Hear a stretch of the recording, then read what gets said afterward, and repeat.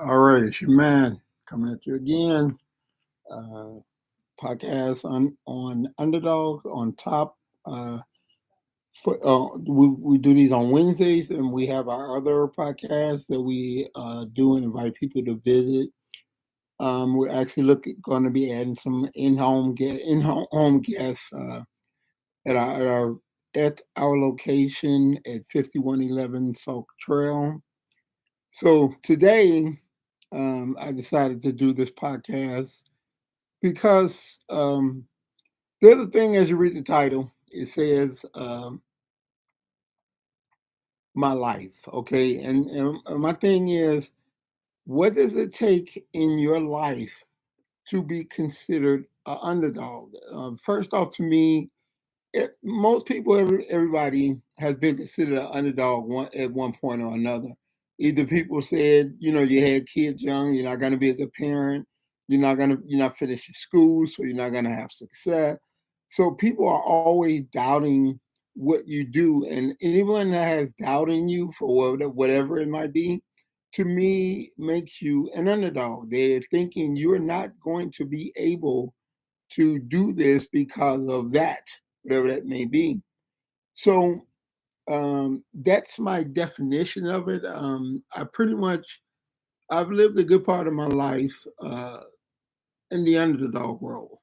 Probably because I had kids at a very young age. I had my daughter. I was 14 years old when she was born. Um, I dropped out of high school. I never went to college. All my learning is from reading and studying and working hard. And so I was born and raised in Inglewood, Chicago, the most violent part of the city that there is, and it's been that way. I did the gang banging. I went to jail. I went to the home. I've spent time in so many things that uh, a judge one time to my face said, I am a menace to society, and I will spend the rest of my life in prison because I'm headed that way. Well, that's I've been doubted uh, almost every move I made, and the thing is, the secret is, to me, I don't hold those people. I don't blame them people. I mean, what else am I showing you?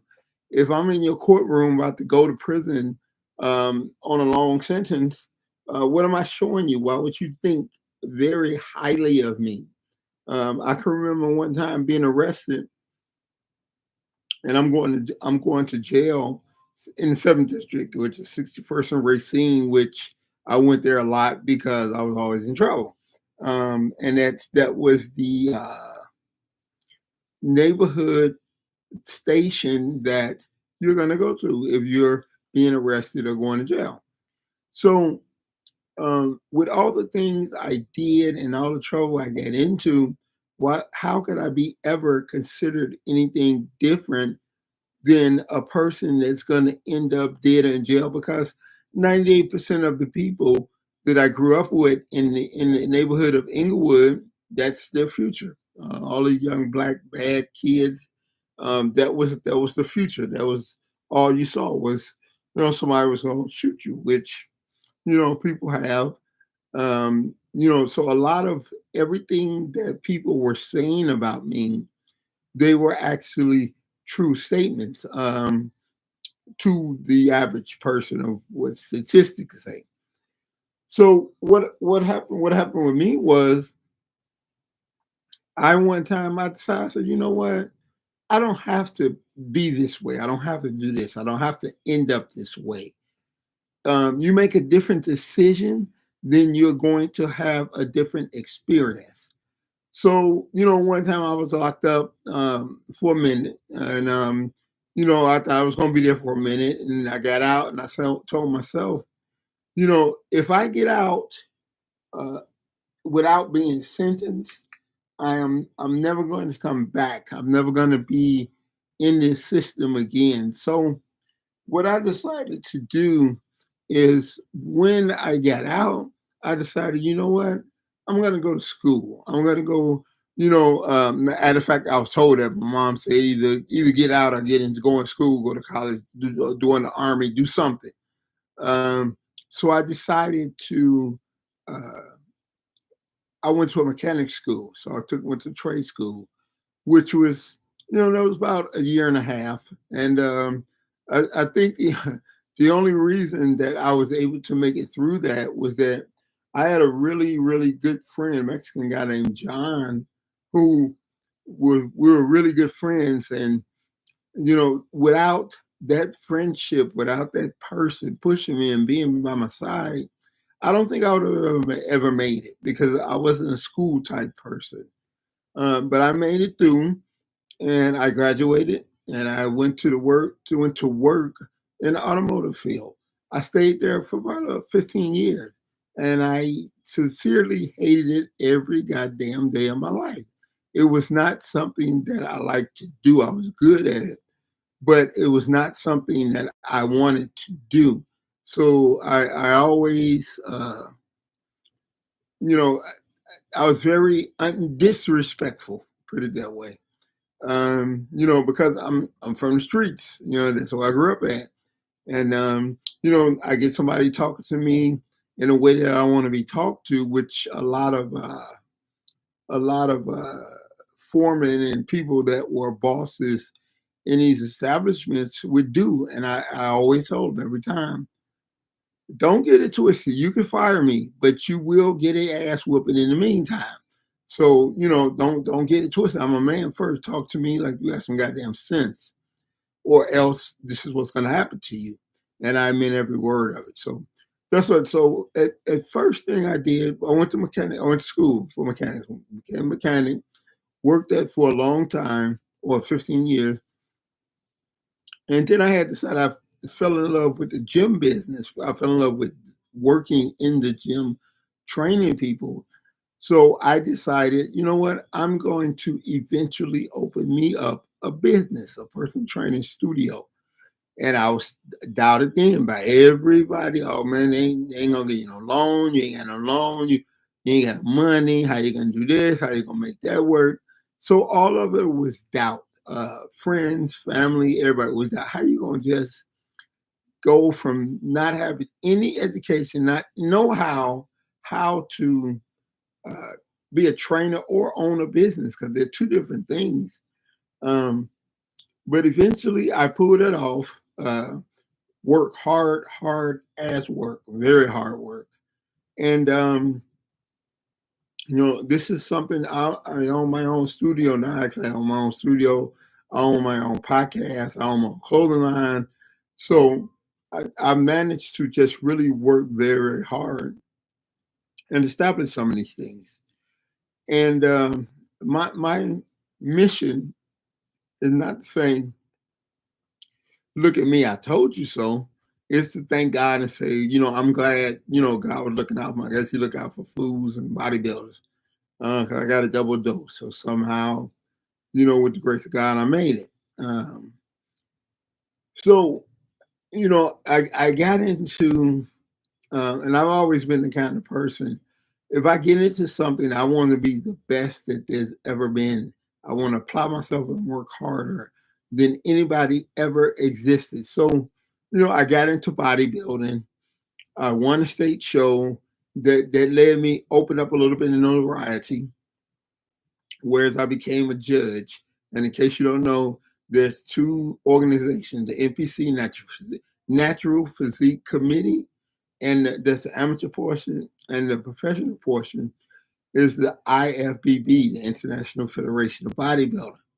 So I won the title of the Illinois State, and I became a judge. And what I started doing was helping the judges, helping the judges panel with what it takes to promote a show. So you had to, order the trophies and pick them up and clean up and do this and do that.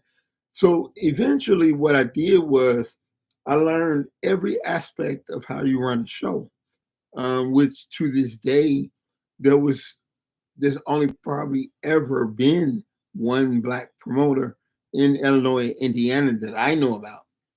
So they were going around saying, "Oh, Chuck, who's the chairman, Chuck Sinal, oh, he ain't gonna give you no show. He ain't gonna never give you no show." I felt like he would give me a show because I knew so much about how you do a show. So eventually, he gave me a show. I promoted for 5 years, and the one thing that I want to make without uh, uh, killing it, overstating it too much is no matter what you do. I used to hold a show, a seminar, or not seminar, a meet with underprivileged teens from uh, Operation Snowflake or Operation Snowball. And what my motive was in that, my title of it was Against All Odds. And my message was, if I could fuck up as bad as I did, early children's dropping out of school, getting shot, stabbing, running, staying in prison, all those things. If I can do that and still be here, um, imagine if you only, did a quarter of the stupid shit I did. How much further could you be? And what I try to tell people, never let anybody under any circumstances tell you what you can't do. If you're willing to put in the work, and then a lot of times it takes hard work, very hard work, and but never let anybody draw your conclusion for you. Never let anybody tell you you can't do something, because if you're willing to work hard for it, if you're willing to stay true to it, and do your due diligence, um, then you can accomplish anything you want to. So that's my message with this podcast this time, until next week. And that is, no matter what, no matter how bad you mess up, and I don't tell you go and mess up on purpose, but we go through things, and make your mind to be determined to get better, be a better person, learn more. If you dropped out of school, read something. Books are free. Um, your knowledge can be learned in any way. As people are finding out now, um, going to college don't necessarily guarantee you a job. And this day and age, with the president that we have, just having a job don't guarantee you a job. So working for myself, although it's been really, really hard, it is the most rewarding thing I ever did in my life, was to work for myself, because no one can tell me what to do. Like I always say, I tell people all the time, to my wife, if I make a decision, because we and her rarely ever make direct decisions in the same path. And I hear a lot of, most people think I don't listen to people. That's not true. I listen to a lot of people.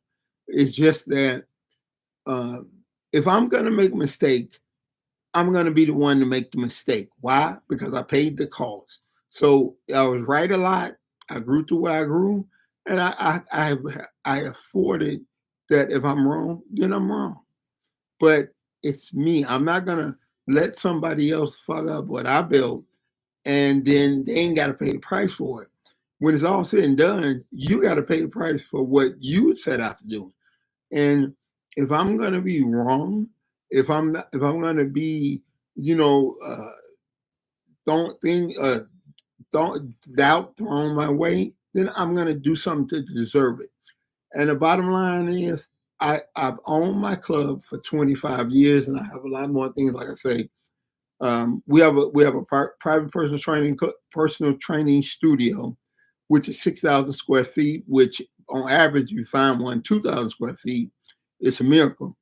I own my own clothing line. I own my own media company. I have another office that's in Richmond Park. I've accomplished a lot. I always have a drive. I always have a urge to get better, and see what. Like now, I am working on writing a book. And do I know anything about writing a book? Not at all. But what I'm going to do, I'm going to read, I'm going to learn, I'm going to study, I'm going to work harder than anybody that you've ever seen set out to do something like that. And that's to me the key to getting ahead, being the person you want to be is hard ass work, direction, and focus. And that's what I'm doing as I go. I'm trying to expand my social media center. I'm trying to write a book.